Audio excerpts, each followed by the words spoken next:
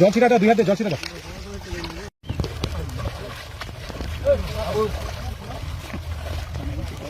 আমরা বারবার এটাই বলছি যে তুমি যেন আমাদের ক্ষমা করে দেয়। আমাদের অনেক সময় আমরা তাদের রাস্তায় চলে আসি, অনেক সময় তাদের যাত্রাপথ আমরাই ভঙ্গ করে দিই, তাই আমাদের জন্য ক্ষমা করে দেয়। কখনো আমরা গাড়ি দিয়ে তাকে আঘাত করি, কখনো ফেন্সিং লাগিয়ে দিই, কখনো বলতে গেলে মেরেই ফেলা হয়।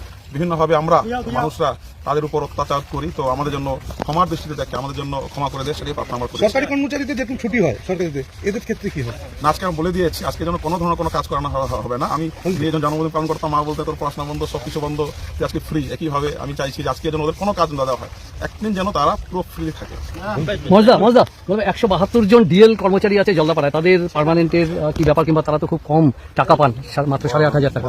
বলতে গেলে শুধুমাত্র ডিএল না, ডিএল হোক, মাহুত হোক, পাট্টাওয়ালা হোক, রেঞ্জার হোক, ডিএফ প্লাস প্রত্যেকেই খুব সমস্যায় আছেন।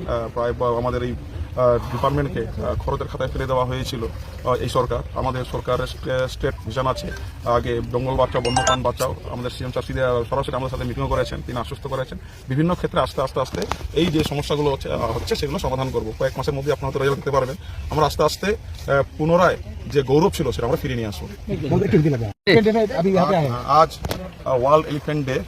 আমাদের পশ্চিমবঙ্গে 128টা মতো হাতি আছে। আমরা সবাই নিজের জন্মদিন পালন করি, কিন্তু বন্য প্রাণীদের প্রতি আমাদের সেভাবে নজর থাকে না। আমরা দপ্তরের থেকে কখনো লায়ন বে, কোনো টাইগার ইত্যাদি পালন করি। তো আজকে আমাদের কাছে অনেক বেশি গুরুত্বপূর্ণ দিন, সেটা হচ্ছে আজকে গজরাজ। তার জন্য এসেছি আজকে তাদেরকে আমরা সারা বছর তারা মানুষের পরিষেবা দেয়, এত ভার বহন করে। তো একটা দিন তাদের জন্য আমরা স্পেন্ড করতে চাইছি। আজকে আমরা ডিপার্টমেন্টে এসেছিলাম, সবাই এসেছিলাম, তাকে চান করিয়েছি, তার নামে পুজো দিয়েছি, তাকে ভালো ভালো কিছু খাওয়াবো।